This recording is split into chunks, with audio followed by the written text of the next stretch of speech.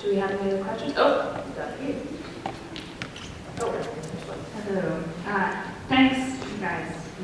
Really kind of very generative conversation, I think, and totally buzzing in my head with lots of different thoughts.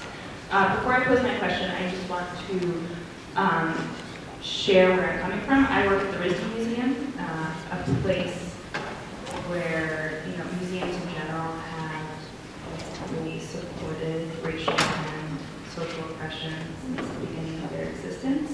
And so I think we are thinking a lot about that at the museum. And one thing that keeps coming up in your conversation this evening is about education. How do we educate ourselves as an individual and also educate our communities?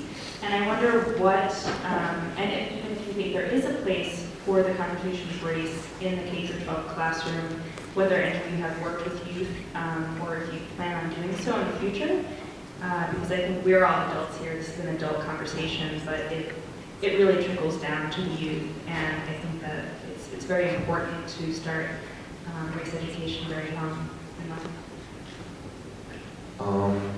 One thing I believe very strongly in is hip-hop education in urban communities.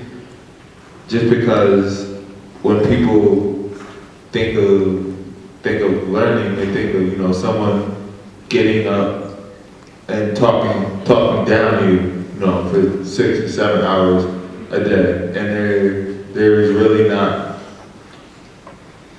an element of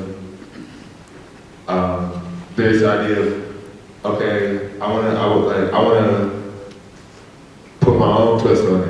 We think when we're judged at school, we're judged by our ability to take what we've been given and spit it back out, and in one certain way, and writing. Me personally, I hate writing. I probably double space and use all the tricks and stuff on all of my papers.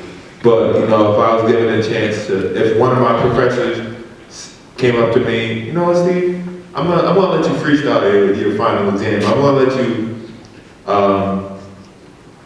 make a DJ mix for your final exam. I think that these type of things can show kids that there isn't a monopoly on learning. One of the best examples I can give of this, I went to go see Dr. Christopher Emden speak at RIT, and he's a proponent of hip hop pedagogy.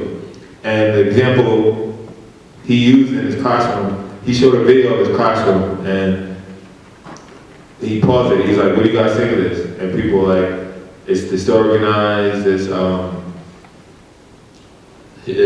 wild. The kids are out of control."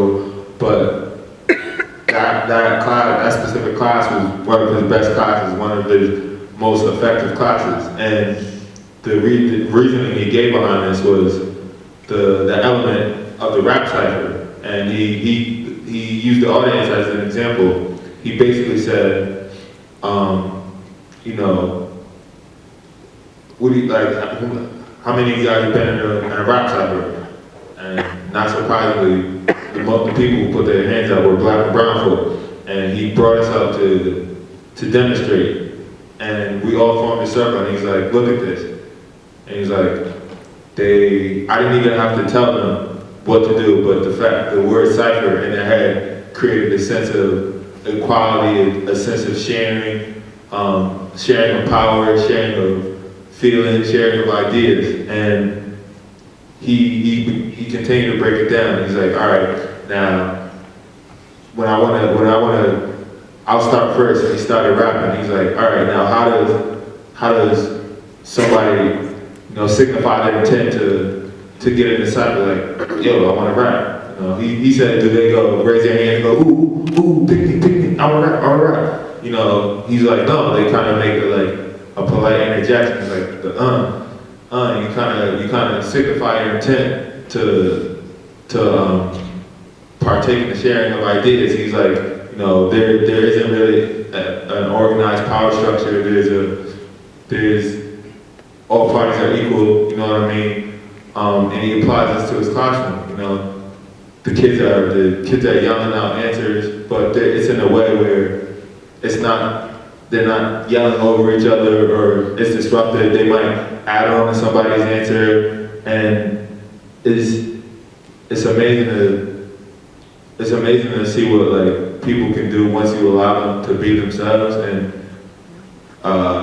articulate their ideas in ways that are organic and natural to them. And I think that there has to be more of an emphasis on that, even if it doesn't take place within the organized, school structure. I think if people within the communities would, I don't want to create a buzzword, but occupy the schools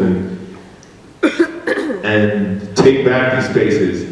I'm not really a big fan of like politely asking for things to be changed that would need to be changed. I think that asking people in power kind of it drags along, and then there's this element within it that they can say, oh, they look for me to help, I help them, the system works, and then I see a lot of that going on. But that's a whole other thing for me. But I think that allowing more organic forms of expression and dissent are necessary, and hip-hop pedagogy is one of the ways I think that can be done. What I was going to say is, I think that we have integrated the classroom, but we have not integrated the curriculum. We have limited Black history, and we're talking about civil rights movement to Black History Month, and I don't think that's the way it should be. We should have that in all of our curriculum. When we talk about the history of the world, we're not limited to this European-centric education, and that would help limit the bias, because you sit in these classrooms as a person of color, and you're sitting in there from first grade to 12th grade being told, Europe did everything, and your people did nothing. How is that supposed to make you feel as an individual? And so I feel like part of that would help develop a solution for that, and not just in K-12, but within higher education as well.